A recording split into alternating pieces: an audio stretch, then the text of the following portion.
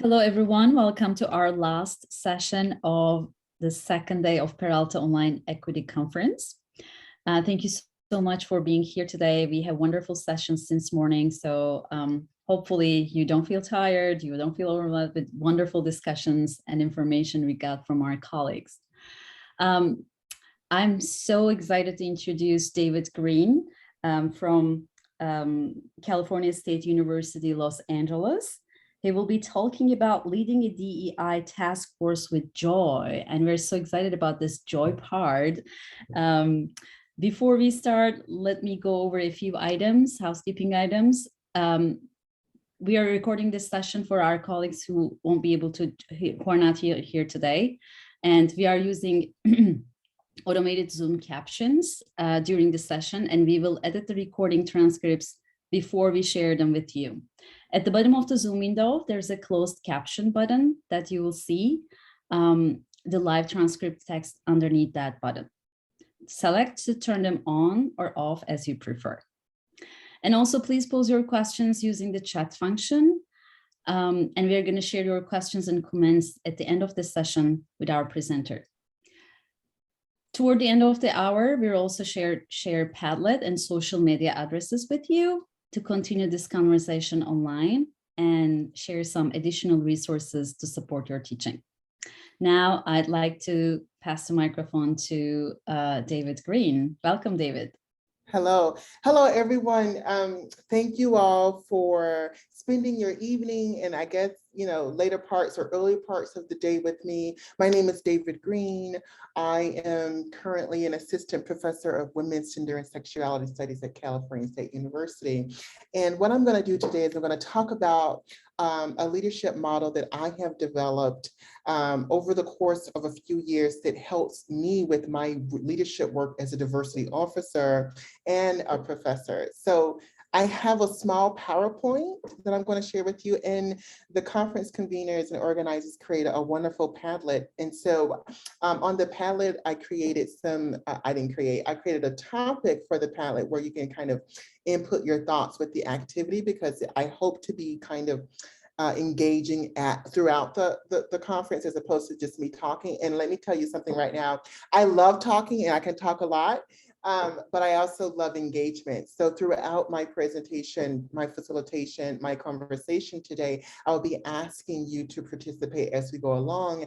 And of course, there will be a Q&A session where we can have a conversation broadly about DEI work and committee work and the leadership kind of tools and skills and frameworks out there, and also your own experiences and your own interests in DEI work, okay?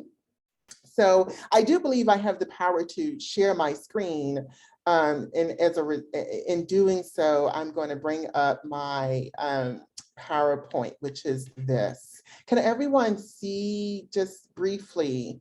This is actually my first conference on Zoom. So I teach on Zoom, I'm very aware, but I've never done a conference on Zoom. So this is the first one.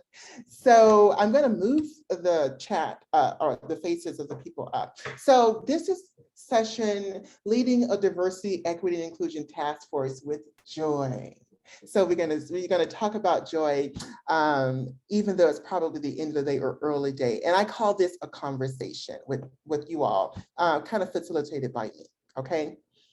Let's see if I can maneuver this and do this PowerPoint. So I just want to give a kind of brief path of where we're going to go, today's plan. A brief introduction with some storytelling. We all like a good story. I love a good story. So I'll talk to you about who I am in a sense, and kind of some story or a story that has informed how I do the work that I do within DEI work. And they're going to introduce, this is the first conference, this is the first time where I am putting my joy leadership model and strategy to the world. I typically keep it in-house for whatever reasons. I always just, if you come to a workshop of mine, if you're in a classroom, I just kind of keep it in-house. But this is the very first conference, kind of a world debut around joy. I created an activity just to give us some sense of, well, how you actually do this work when you go back to your particular areas, right? And then we're going to have a Q&A broadly about anything really related to DEI work. Okay, does that make sense, everyone? So a quick kind of plan. And then when we think about goals, essentially my goal today is to just help DEI leaders. And by DEI leaders, I mean anyone interested in doing DEI work on a committee, as a consultant, early in their career, later in their career, but really a model that works best for you. Because as I will talk about throughout the presentation, there's so many ways and so many models out there that can overwhelm the diversity officer, and take away and overshadow your voice, right? The whole goal is to kind of take something and purposely design it for you, for your personal fulfillment. And I think the Joy model does that for me. And of course, as I said, I'm designing this for early DEI practitioners. And when I say early, it could be the person's first time and they might have already had an established career, but now they're moving into DEI work. And like I said, I really want to work through a kind of strength-based Joy framework that challenges deficit thinking. What I mean by that is we kind of approach the work from a negative way or a glass half full or half empty situation. And my job is to kind of disrupt that logic, because what happens when we have that kind of deficit thinking is the work doesn't get done and we burn out. So a part of it is to say, how can you approach this in a strength way, a joyful way? And a part of it is how can you design a framework that purposely works for you? So that's kind of why I'm interested in having this conversation. So just two goals, okay? Let's see. So I really want to start by saying, I often get this question from students, from colleagues, from staff. They say, well, how did you become a diversity officer, educator? How did you become interested in this work? And one of my students at my previous institution said, well, did you go to school for diversity? Did you get a degree in diversity? And I said, no, dear, there's no degree in diversity, but there are certificates. Thankfully we have certificates now, but I did not go to school for diversity work. It has always been a part of my life without me knowing it sometimes. So a bit about me, or how I became to do and enjoy DEIB work. And I will explain the B, which means belonging, in just a second. So a few things about my background. So I'm a first generation college student. So what that means, without a lot of people always knowing, is that a part of my trajectory to college and career has been about equity and access. My undergraduate institution, the University of Florida, admitted me through the Bridge program. And that means that I was a minority student who showed wonderful academic potential, but didn't have the test scores that would suggest so. And we know that test scores and testing has a whole history of inequity, racial inequity for students of color. But I did very well in my high school classes and coursework. But I was the first person in my college to attend school. No one in my family attended school, not my mom, not my sisters, anyway. So I'm literally the first generation college student. And so I had no idea around how to navigate, but thank God I had access to it, right, to college. I identify as Black, queer, LGBTQ, and Southerner. So there's the racial, the sexual identity, right? But also the Southerner.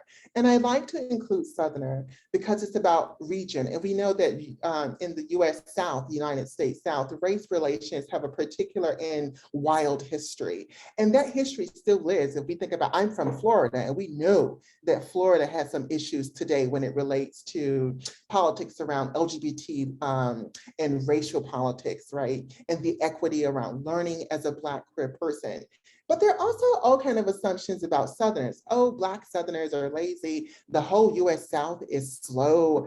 And so they talk slow, they don't move fast, they're like very patient. And, but I will say, all of those negativities are aside, the food is great. That what you will hear about the US South is that we love food and we love cooking, we love pound cake. All of that is very true. We are great cooks, right? But we're not necessarily all of those assumptions around slow or impatient or dumb or backwards or shiftless or lazy. But all of those follow us, right? So assumptions about identity politics or ways of being or cultural folk ways. So I like to say, I like to let people know that I am a US Southerner. In terms of academic training, so you don't see a master's or a PhD or a BA in history, in diversity. I am a literary and cultural historian. My PhD is in American Studies from the University of Michigan. And over the time, I have become a social justice educator for very obvious reasons: racial justice, gay liberation, equality for women. I'm a feminist as well. So all of those ideas around how I do my work in the academy is based on my training in a very kind of traditional, literary cultural historian sense, but also my lived experiences and my interest in social justice. I currently am an assistant professor at California State University, Los Angeles in women's gender and sexuality studies.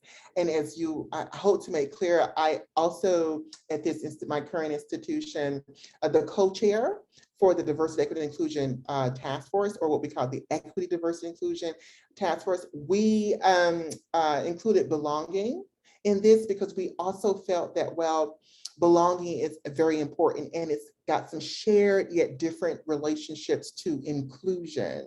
And I put in brackets because I hope that we can have a conversation around what is belonging and its relationship to inclusion. I will also say that I am the Arts and Letters a representative at large. So not only do I co-chair, but for the whole Arts and Letters College at my institution, I am kind of the diversity person for the college who reports to the Senate and talk to different departments around, this work if necessary. If they have a question, I'd be the person that they'd want to speak to within the college. And formerly, before I came to Cal State LA, I was the Director of Diversity Inclusion at my previous institution.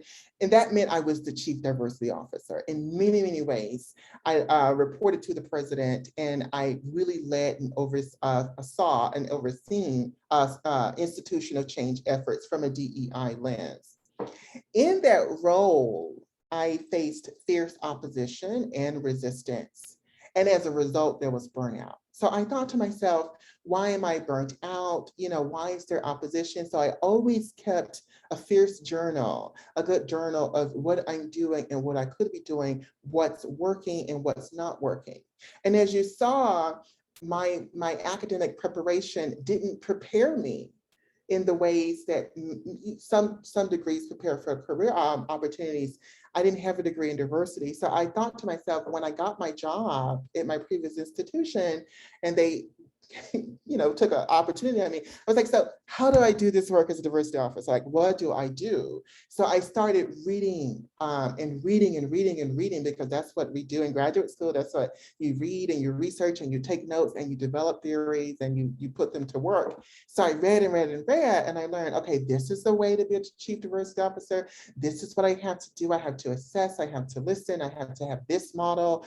I have to understand that these things, these realities, whether it's working with colleagues, working with faculty, working with students, have these sets of components, whether it's support or not support. So I had to literally learn on the job as I went on the job. Let's check the chat. On the job. So for a number of reasons, I'm going to try to move this. For a number of reasons, I had to kind of, learn. And in the process, I had to teach myself a lot of how to do this work. So again, my strategies have come out of actually on the job experience. Let's see where I go from here. Does that make sense, everyone? So that's just a little bit my background, first generation college, my racial, my sexual, my regional identities, my academic training, and my first experience out of graduate school as a chief diversity officer. Oh, I need to just do this. So I have this weird, this is, I don't know why this is doing this. There we go. So a little bit about the DEI committee. How many of you, just by show of hands, have worked on a DEI committee, have had some experience with the DEI committee? And so we know that it's hard work, right? We know that those committees are important. And we know for a number of reasons that there's a lot of cultural taxation if you're a person of color. And we know that there is resistance on these committees, right? We know that to be true. So I kind of want to speak a little bit because I always get, so how do you get to joy? So we know that DEI work is not easy. It is not easy, it is not easy, it is not easy. We know that it's not often taken seriously by leadership. When I started my job, for example, there was no budget.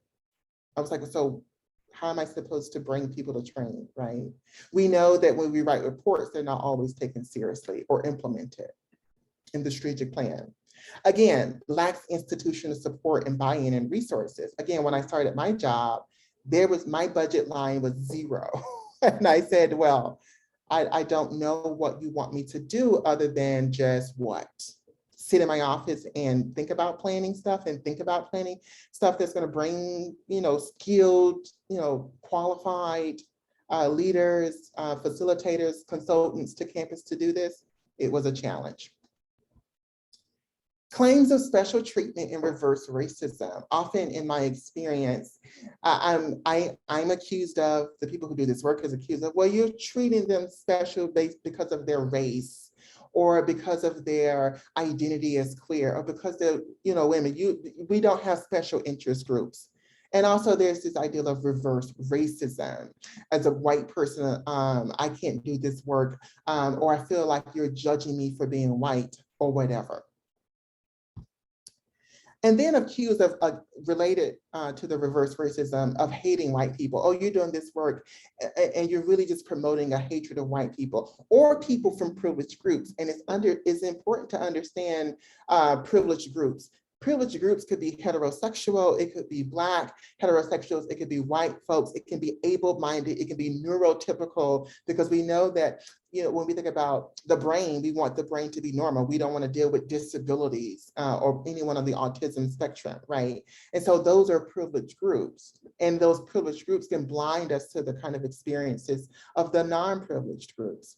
And so, but we know that you can be Black, queer, and neurodiverse, and so that's an intersectional group. So it's important to think through intersections, right, on this work. And then, as I said earlier, cultural taxation. So we're expected to labor from people of color, like go join this committee, you're a Black or a brown person, you're a queer person, anyone who fits the kind of minority, please go sit on this committee. While everyone else can go do their work. And if you're a tenure track faculty member, then you can't do your work because you are being called to service, right? So there are all kinds of ways in which DEI work can be very complicated for people of color as we try to navigate our pathways to tenure. So those are just a little bit in broad sketches, some of the issues on a DEI committee that makes it very challenging to do work, right? Questions?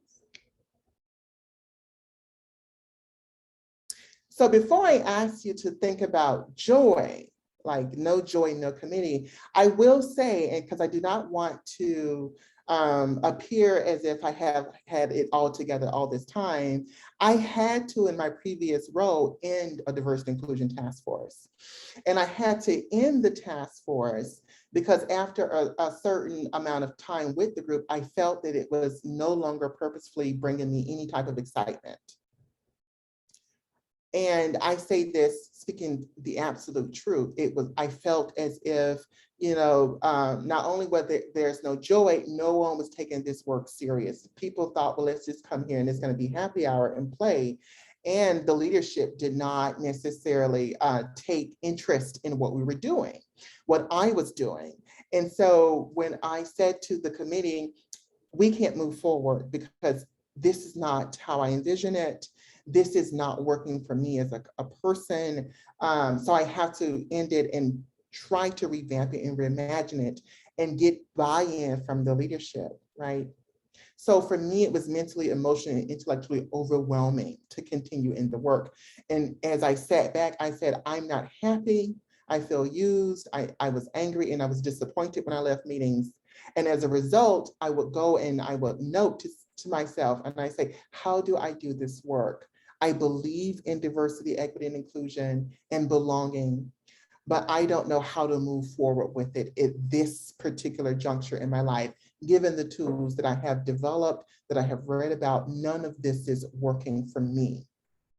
And as a result, the institution then loses out because their chief diversity officer cannot move forward in a way that feels purposeful for UC.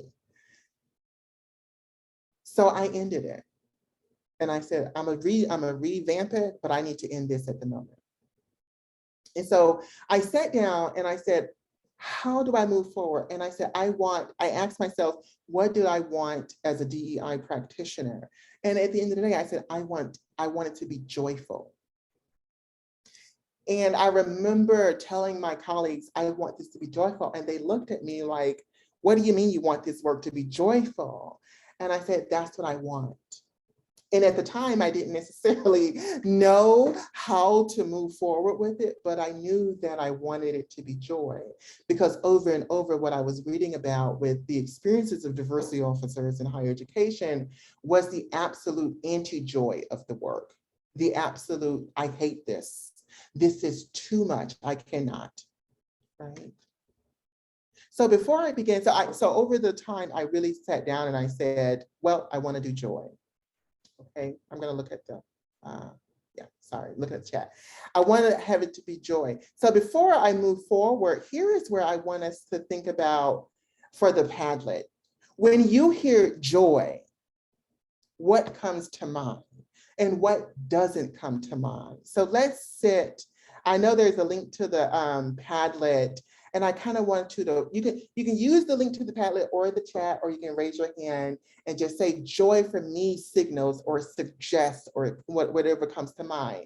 And I think it's important that we sit with this concept of what joy means for us as a group of educators, practitioners, scholars, artists, all the people here who are interested in this kind of work around equity. What is joy? I kind of want to see what we can do with the word joy. What does it mean for you all? Anyone want to volunteer when they hear the word joy? What comes to mind?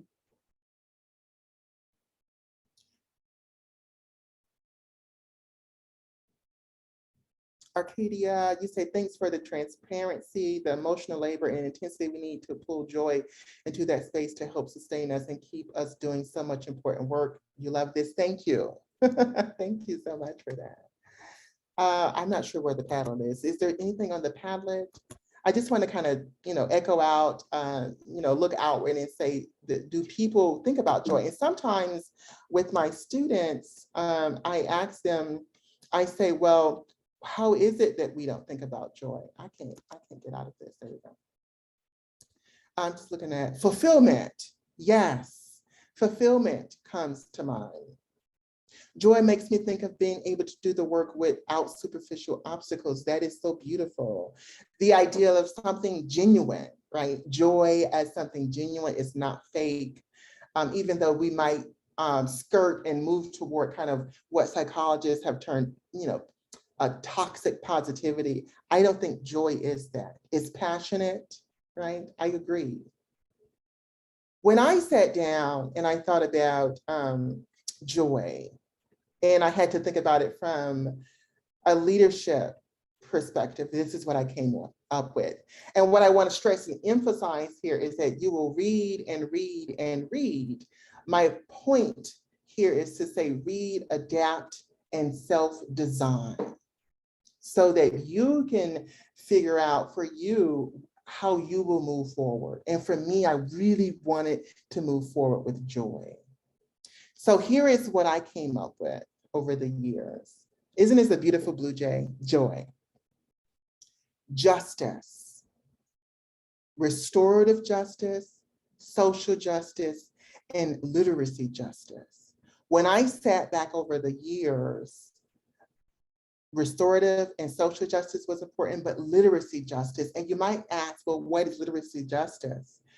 Over and over, from faculty, staff, students, and people who I consult outside of higher education, the biggest thing that they have they fear is talking about race or anti-racist work or sexual equity or issues of gender pronouns and trans issues in the classroom, because they fear making a mistake.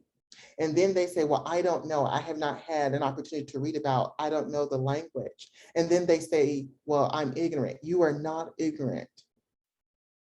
You are not ignorant. Everyone can have an opportunity if we open up our minds and our hearts to thinking about how we can learn about this as an individually and collectively, and then come together to have conversations around this without fear and without judgment. Over and over, fear and judgment silences people. But in that silence, they then have actions that are reacting to their inability to not know, or not their inability, but they're just not knowing. And then they respond and defend themselves in a way that can be harmful to themselves and to anyone else who they're inflicting that on. Literacy justice says it's okay to learn, and it's okay to learn where you are. What I want to stress and emphasize is, don't go to someone on Facebook or social media and say, give me all the tools that you have. What books are out there? It happens to me a lot. And I turn to the person, I say, I am so glad that you're interested in this work. Please tell me some books that you know, right? And then once you come back to some books, kind of do your research, then we'll have a conversation. What you don't want to do is just kind of rob someone of their intellectual energies and properties, right? And just say, give me all. How can we sit and have a conversation together? I receive beautiful messages on Facebook and LinkedIn and say, can I have a conversation with you about my interest in diversity? And I often say yes. My friend says, well, I just want to make sure I'm on the right start. That is literacy justice for me. I can work with you. And so we try to disrupt the fear. So restorative justice, social justice, and literacy justice are the things for me that represent the J in joy. The O, opportunity. So my undergraduate degree is in economics. I always think about it in a number of ways as a diversity educator in terms of economics, but immediate opportunities, long-term opportunities, and tangible opportunities. Immediate can be like, for the semester, for the month, for the week. Long-term could be for a year out or 2 years out, but tangible, you want to be able to touch things. So in my previous roles, I worked on my previous institution's first trans and inclusion policy. We met, and in 4 months, we produced this document. At my current institution, we finished our guiding principles around the ways in which my institution can be more inclusive to diversity, equity, and inclusion and belonging within the academic senate and beyond. And so it has received approval. We can touch it, we can feel it. The president now has to sign off on it. Right, but we have to have the immediate and opportunities in the long term. Know that those are out there. And then there's going to be opposition. If you can read any book on diversity, you can go to any talk, there's always going to be opposition. And when we are first starting out in this work, we have so much rosary eyes or rose eyes or innocence that sometimes we don't necessarily expect it or know what to do with it. We kind of freeze up. I remember even at Cal State, a colleague, I felt attacked and I was very angry. I was so upset. But I said, what is the joy? What is this doing? How is it disrupting my joy? Heck, how can I respond and lead with joy? And I said, this is ideological opposition. A part of the ideological opposition is to think about the opportunity to hear and receive the opposition. So in our next meeting, I invited the faculty member to speak around their issues, and we had a conversation around what was the issue at hand, listen to and talk to, and then for the opportunity for the oppositioner to hear and receive those ideas, right? So we on the committee, we have to understand that we make mistakes, but we also have to be there for one another and not just think of everyone outside of the committee and the work that we do, but the very people on the committee, right? And I think that's where sometimes the tension is, that committee members can be like, I don't like you. I don't even get along with, I don't even know we on this committee together. And I could have easily disliked that colleague, but I said, I feel hurt, but I also understand that you feel hurt. So let's talk about what's going on and how we can use this as a teachable moment or opportunity that can sustain us both immediately and for the long term. We get along, the committee moves beautifully now. We have not had a single conflicting issue like that, right, in a while. But there's still some concerns around opposition. That's not the point. The point is not to be all the same, but to say when it comes up, we can talk through it. Make sense? And then the last piece of joy, isn't this a great building yellow? The last piece of joy is the why, and literally why. Why are we here? Why is this or that necessary? And when I started out, I had to always continuously ask myself and my group, why are we doing this work? For a lot of people, it's about social justice, it's about literacy, it's about so many things. So sometimes when we are about to, experience that burnout, we have to ask ourselves why. I also like, and this is the deficit model, why not? Why can't we do this? Let's do it, right? Sometimes we get in our own way with thinking too much about the issues or the things that could stop us, right? The assumptions around, well, if we go this, then this is going to happen. Why not? Let's do it. Let's go for it. And if we fail, we fail. But let's not stop. Like, let's dream big and radically. I also think about yields, the results or the outcome or the desires that we want, but also the yes. I think that sometimes we say no a lot because, we have to say no for boundary making. But also, I think in this particular work, we have to learn to say yes, a joyous yes, right? Or the work should say, yes, we did it, right? So the multiple ways that we can have a yes moment is a part of the joy. And I have used this model. There is no like start with J and go through Y, but for me, I'm always thinking through a joyous framework, and all of these operate simultaneously as I do my work. I literally go through my mind and say the opportunity here, what's the joy here? How can I move forward with joy? Even though the moment might seem so brutally terrifying. Any questions? So that's my model with how I do joy. And I want us to do, I want now we can have a conversation now, an activity in developing your own framework. So what I did over the years, I wrote down in my journal a word that I wanted to associate myself with in terms of the work that I do, both in the committee work and in as a professor. And I said joy. Of course, I was thinking about happiness and purposeful fulfillment. So I want you to write down a word that you can think about that is a kind of positive word. And of course, we then unpack that word, we probably learned to do this in elementary school or middle school, but to then take each of the letters and write something out, right?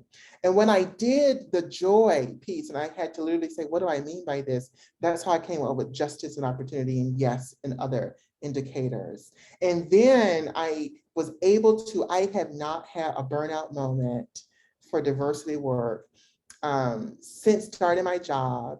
So that has been about 3 years. I love this work. I mean, I go in, we read poetry, we talk about different elements of leadership, but we get the work done. Sometimes it's gritty and difficult, but it is always joyous. It is so, I had been at Cal State as a diversity officer or a diversity leadership person. I leave every single meeting excited because I develop, for me, based on what I've read, I can bring out all my diversity books and say, this is what I read, but this is how I develop myself as a diversity officer. So that's the joy I want to share with everyone.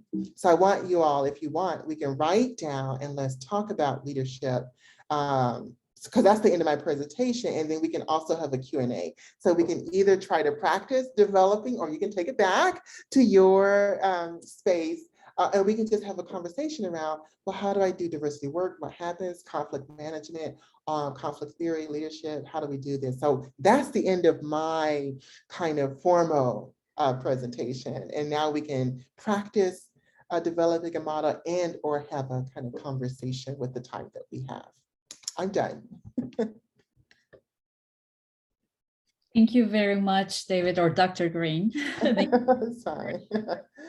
Yeah, it's really good to Go know ahead. this framework, this model. And before I actually pass the microphone to the audience, I would like to ask, you mentioned at the beginning of your presentation that you had some frustration with this work at first, and then after that, you came up with this model, right? Is it correct? Yeah. Yes, yes. When I started my job, I think because I started my job, is my first big job out of graduate school after I became a lecturer was a diversity officer. And I was so excited because I love diversity work, but I had no idea how to do it. And I, again, was not trained. And so when I went and I started to see the different personalities, I had no idea what to do with it. So I was frustrated in the ways that people were approaching it because they were not approaching it from a space of seriousness. They were not taking me serious. And I internalized that, and I said, I must be incompetent. I must cannot do this. And so I started to literally journal about it as I read books, and I was like, this works well. I can articulate the framework, the models clearly in my mind. And I said, but when I try to apply it in a very cookie cutter fashion, it is not working. Right. And so I said, I got to do something. And that's when I started to develop something that I adapted from what I read, but then I purposely had something come from within, from me. And then once I did that, I promise to, I guarantee you, I just was like, I love this work. And then my colleagues at Cal State, again, we have such fun. I was supposed to have a co-presenter. I was going to bring all of my committee people here, but it's so joyous. My colleagues say this is the one committee meeting I look forward to coming to. And a part of it too is for each Cultural Heritage Month, I read a piece of poetry or play music. I start with culture. I start with what's out there. So I've come to enjoy it, and I'll just put my information up. I've come to enjoy it in ways that I never thought that I would, and I always look forward to it. Always look forward to it. What I liked about your story is like when you felt frustrated, you didn't give up. You just came up with like such a great model, right? That's amazing. I think we should learn from that too, rather than just giving up. Oh, it's not working, I'm giving up. Just turning that energy or anger or frustration Yeah. into something productive, right? Thank Yeah, you. Alice Walker calls it turning madness into flowers, literally. That's what she calls it. I see a comment from Kevin. Are you facilitating this, Didem? Yes. Yeah. Okay. Thank you very much, Dr. Gurin. Again, I'm looking at the chat box and I see wonderful comments about your session. And Doc said he loves your energy. And Maurice and Milena said, this is a great session to end the day. I totally agree. And Kevin also wrote a long comment. Just kidding. Yeah, Kevin talked about like SERVE, another framework, student equity in remote virtual environments, which is very interesting. And it's important to explore as well, right? Mm-hmm. Yes, turning frustration into joy. Milena, that's so true. And Arcadia said this was wonderful, Dr. Green. Thank you. Thank you so much. And thank you, Kevin, for sharing your model, SERVE, student equity in remote and virtual environments. I've never heard of that. So no, we just came up with it. And my point is that your model focuses on what you get out of the experience, because we need to, you talked earlier about burnout and other aspects. And if we're going to continue doing the work, we need to make sure we're taking care of ourselves. And so you'll notice that the one that we came up with is focused on what we want to see, which is equity for the students, but it doesn't necessarily take ourselves into mind. So that's why I really appreciated you bringing that back into focus. And I think that's important because, again, when I have my committee work, I think when joy is, kind of, it can be shared. And once it's spread and people share it, then they want to experience it. And so it just makes the meetings better.